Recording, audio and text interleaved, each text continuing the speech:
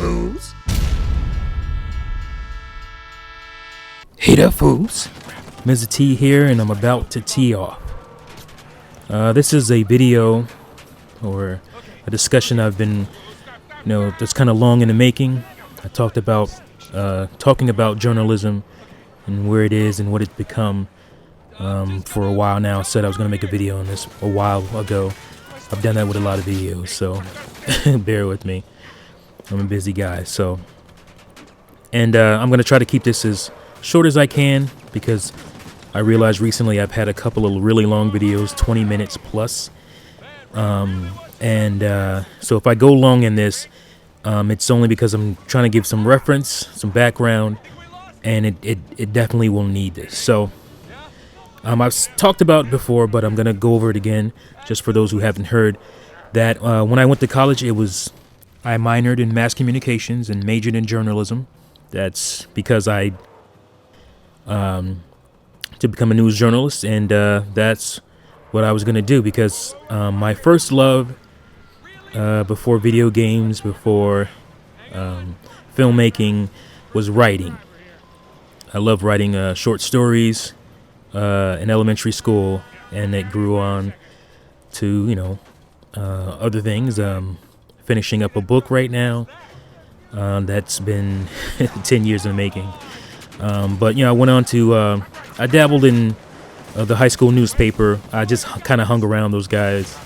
I wasn't like a member of the newspaper or anything, but I hung around the nerds, the news nerds. And then in college, I actually became a managing editor for our college's arts and entertainment magazine, as well as the journalism news magazine.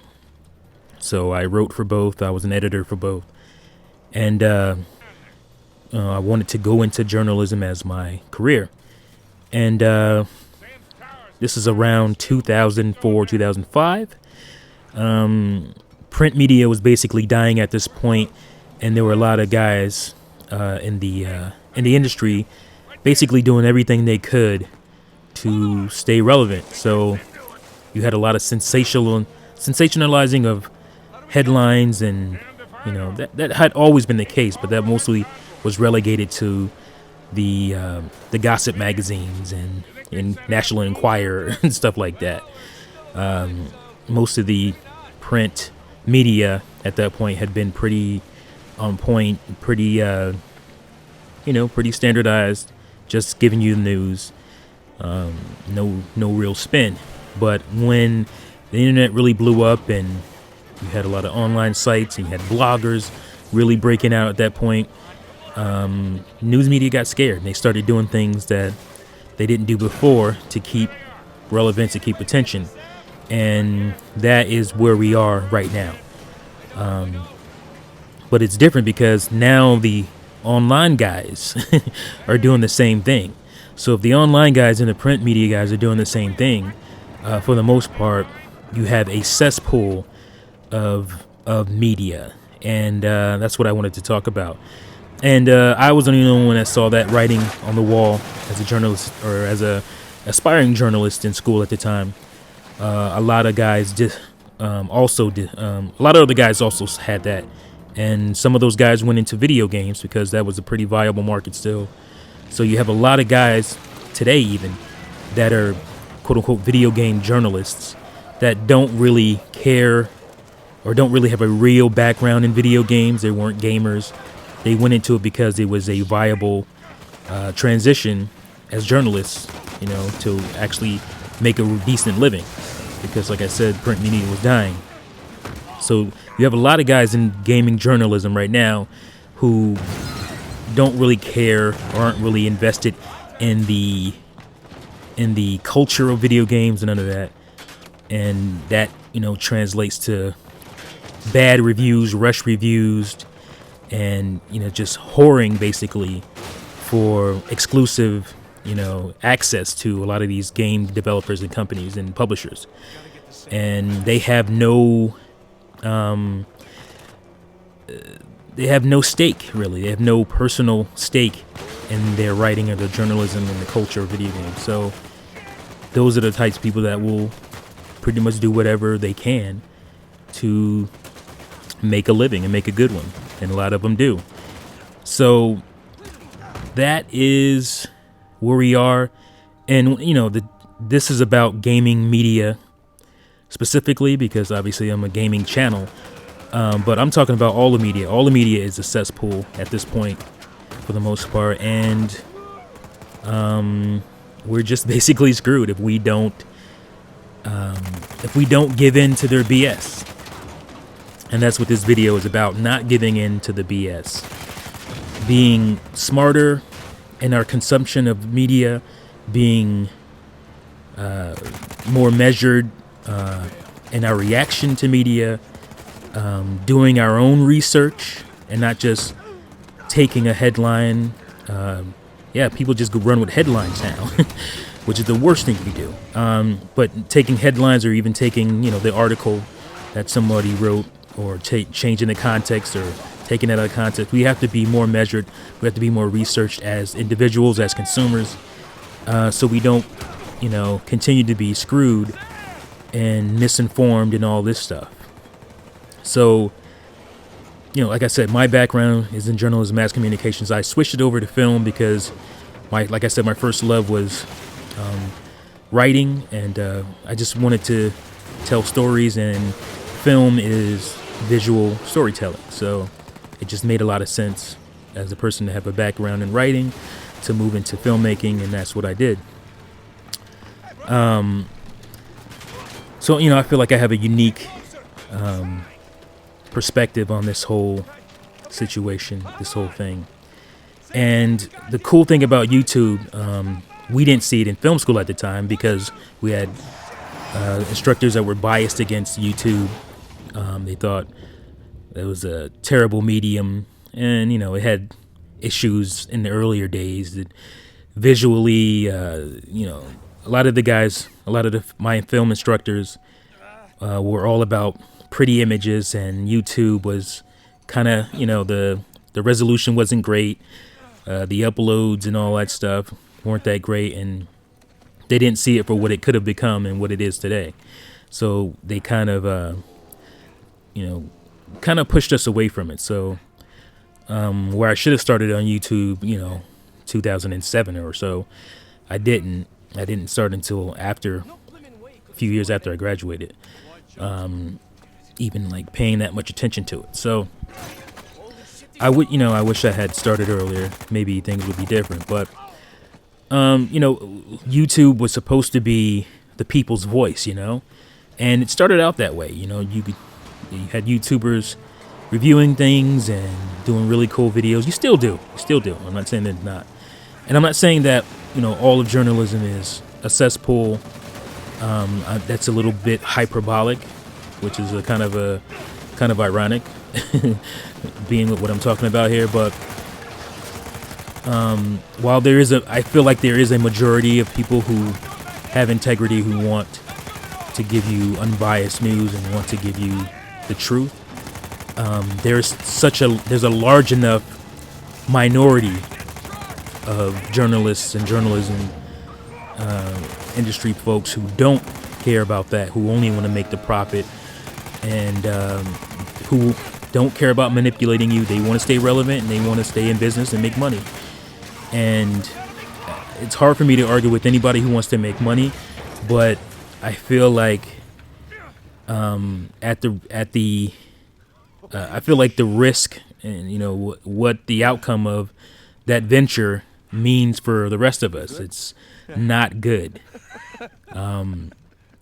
Like I said, YouTube was to me a unbiased, the people's voice, a way to get away from, what did I say? A way to get away from the corporatist media, the media that chased the dollars and didn't care about the news they put out, whether it was true or not. They just wanted to be first.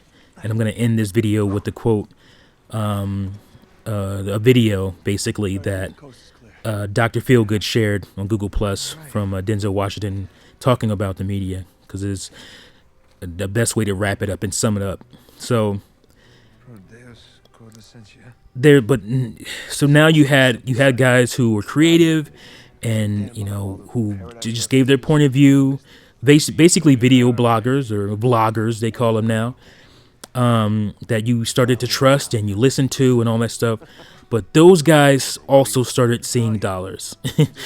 Those guys saw, other channels that were similar to them who go from 10,000 subscribers to 100,000 to 500,000 to a million plus, and they want that. They wanted to do that too. They wanted to be that too, and they didn't necessarily want to be bad guys. They just wanted to make a good living and prosper and all that stuff on YouTube. Why not? I mean, you're spending your time making videos, and you who doesn't want to do it for a living and have it be a thing? But the problem is when you do something for a living, you are more responsible to that living than you are the content. So when there is nothing to really talk about, you create news, or you go to bloggers and vloggers, and you take things that they say and you make them credible. So now we're in the era of I have a source. I'm a blogger. I have a source, inside source who is willing to risk their job to give me exclusive stuff. Now, of course, there are people who know people who have friends and they work at big companies, and that's nothing new. You have whistleblowers who are willing to risk their jobs to get the truth out there. But that's not what this is. This is not about ousting bad companies for doing bad things, and you can see what people will want to risk their job for that. This is just, we're talking about video game news here. We're talking about quote unquote scoops. And so now you have these people who have, I don't know where they got their credibility, their accreditation, what their credentials are, what their education is, what their background is. But these people are now the people that not only the smaller voices of YouTube, journalism channels of YouTube, but even the big websites are starting to quote these people. And me just talking about this, people are going to think, oh, it's assault, or you're I don't know, jealous. And it's so far from that. I'm a principled person, and when I see something that basically seems like bullshit to me, I have to talk about it. Like, I can't just pretend to be happy and everything is awesome, and I have to talk about how I feel about these things. So that's what I'm doing now. This isn't about the views or me being salty. This is about just my personal principle nature. This is me. That's why I'm talking about this stuff.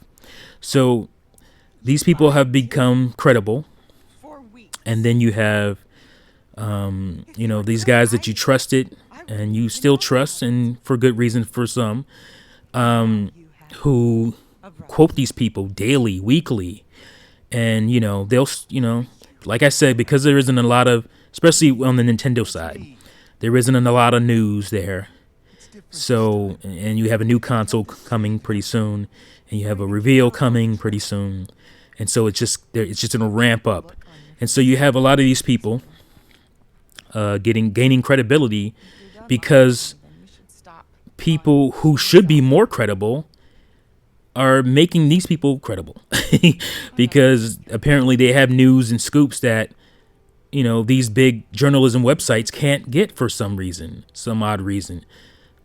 And you have smaller YouTubers who are journalists and journalist websites and channels who are also talking about these same people, and they're giving them all this credibility.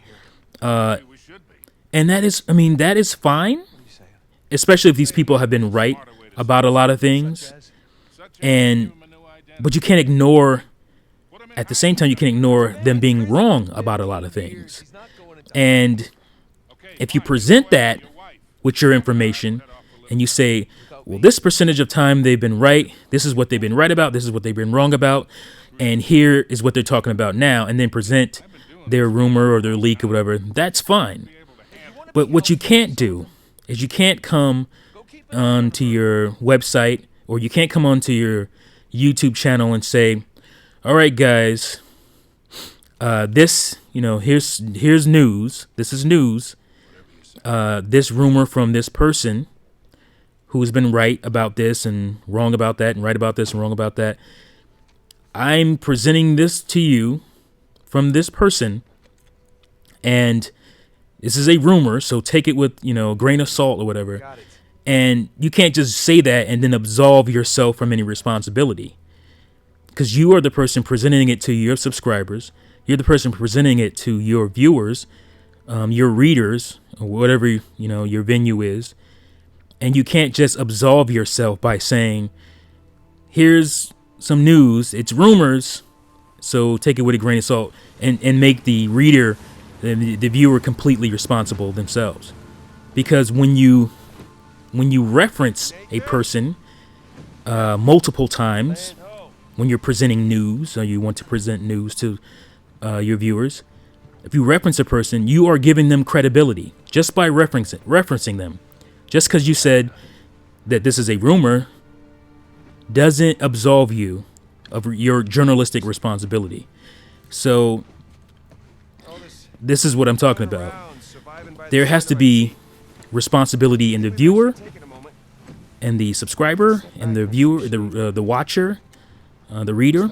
But there has to be also that same responsibility in the person or the journalist or the website that presents this stuff.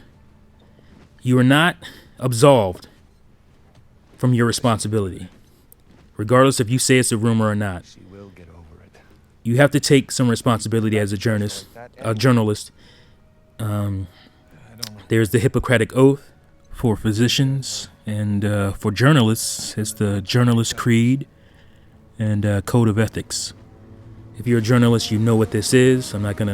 You can look this up, Wikipedia, for those of you not in the know. But this is something, I took when I was in school. And if you present yourself as a journalist, you should also uphold this. It is a responsibility to the people to not feed them BS. And if you're going to do that, if you're going to feed them stuff, you have to present it the correct way. And I don't see that happening all that much today.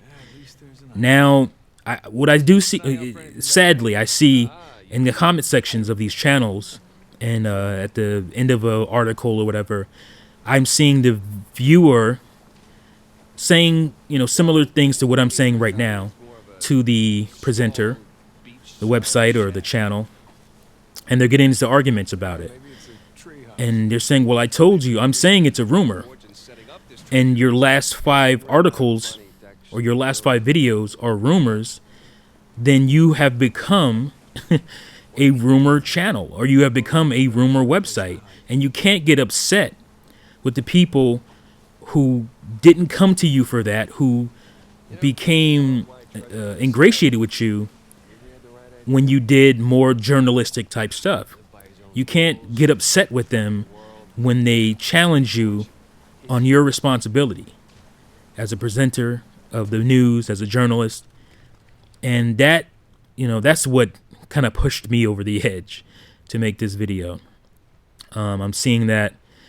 And this isn't about one specific website or YouTube or any of that stuff. This is about pretty much the majority of the ones, and especially the ones I'm subscribed to, but the majority of the one I even come across. And just, when you're going through YouTube and you see related videos and you see these smaller guys adopting this same, the same presentation method because they think that's how it should be.